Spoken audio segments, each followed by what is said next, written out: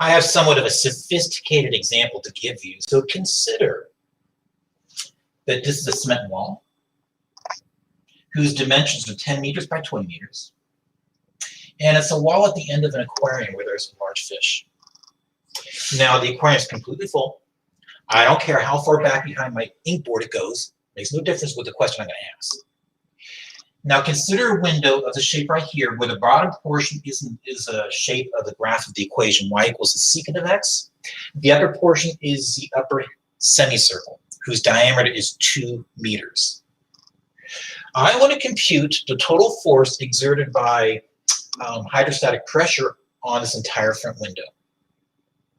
Now, clearly, I'm going to break this up into 2 parts because this shape right here is my trigonometric function. This shape right here is a semicircle. Let's go with the trigonometric function first. Now, just like in computing work, I'm not even going to dive in and consider anything anybody writes unless you clearly label your variables. Let's go. Can we talk about the force due to hydrostatic pressure on the bottom portion first? Because this is the graph of the equation y equals secant of x. I will put the x-axis 1 meter below it. There's my x-axis and my y-axis straight up through the middle, so I do not have to consider any translation. There is my y-axis. Now, breaking this up into steps, just like it did in computing work, I will, because of what I just argued in my last video, I will first compute the area of an ice slab of this water. So with my red pen, can I draw in a little rectangle right here? And I want that vertical dimension, that delta y, to be pretty small so that, relatively speaking, all the points on this red rectangle are at the same depth from the top of the body of water. Oh, also, consider an arbitrary point at the edge as this.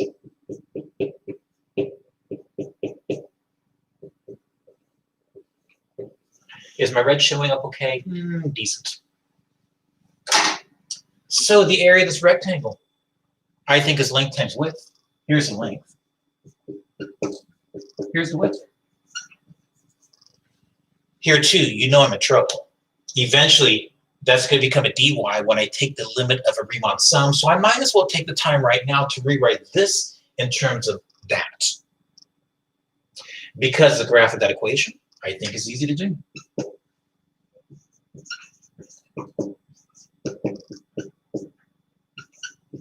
Because the graph of that equation is a graph of this equation. Next, I'm going to compute the pressure exerted on that little sliver of water. I think I called it earlier a slab of water. Can I call it a sliver of water since I'm not going back into the inkboard? Now, I do think the pressure, how I defined it in my last video, can be interpreted as such. Well, I defined it to be this.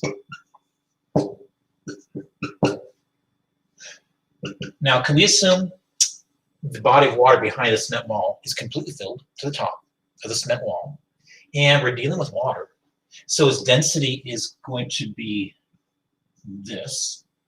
Its G is going to be this.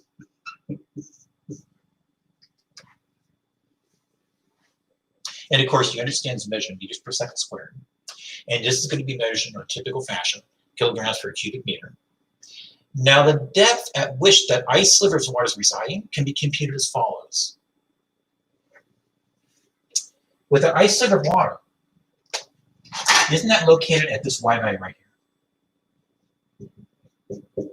Can you read that? That's a y sub I asterisk.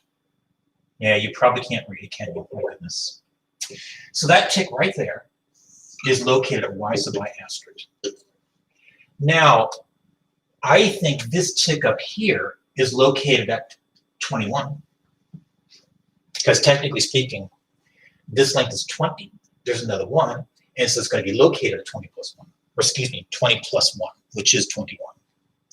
And now I think the d sub I is nothing more than the difference between these two i's. It's going to be the large one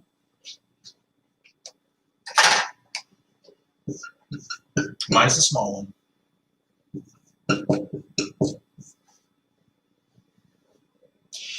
given that the force is the product of my pressure with my area, I'm simply going to multiply these two together.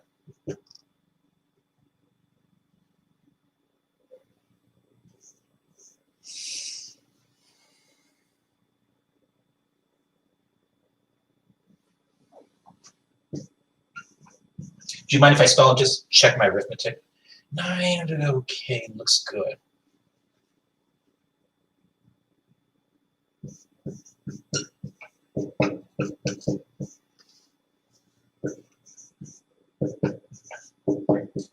Oh, just enough room. But of course, taking the limit of the Riemann sum, I guess the total force due to hydrostatic pressure exerted on at least that bottom portion of the window can be evaluated as such.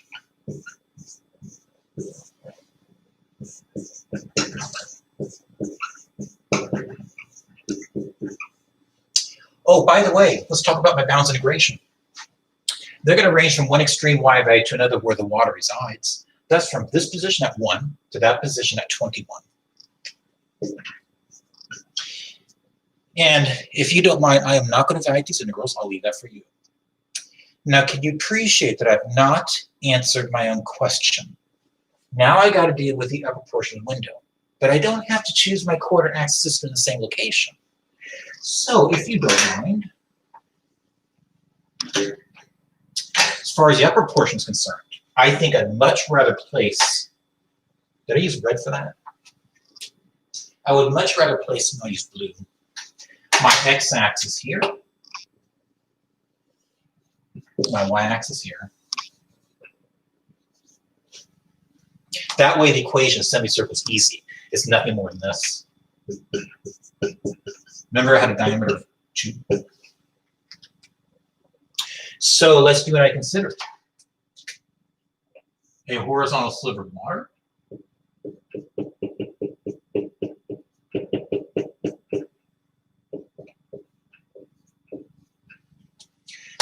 Let's compute area,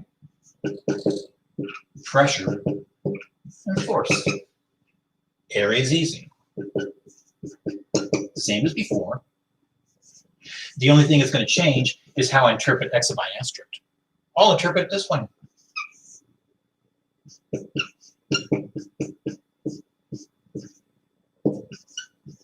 According to that boundary curve. Now the pressure is nothing more than this. Rho doesn't change. G doesn't change. D sub I, I'm afraid there's going to be a difference here. So this length is 1. That means that position at the very top of the cement wall is really at 19, not 20 or 25. Oh, did I get that wrong? Everybody. In my head, I was thinking this is 20. My apologies. Can I cheat? That way I don't have to change anything. So would you agree then that D sub I is that large y value minus small y value? That would be 19 minus this y value.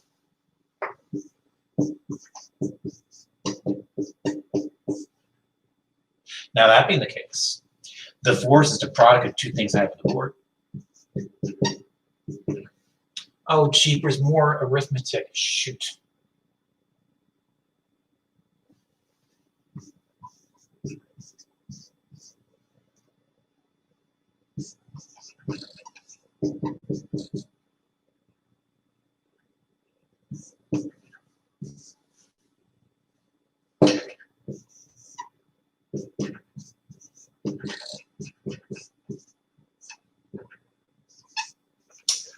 Oh, and then taking the limit of the sum of the Riemann sums. Did I say that correctly? Taking the limit of the Riemann sum, I guess the force on that portion of the window is simply going to be this.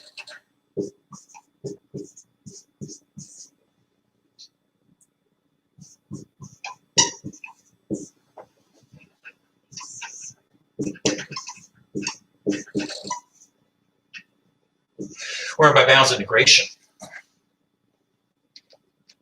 are going to range from the extreme y value of -1 to extreme y value of 19. Now, everybody keep in mind, when I set these integrals, I in my head had that as 20, even though it's labeled 10. So just to make sure everything's legal, can I take a peek at the other side?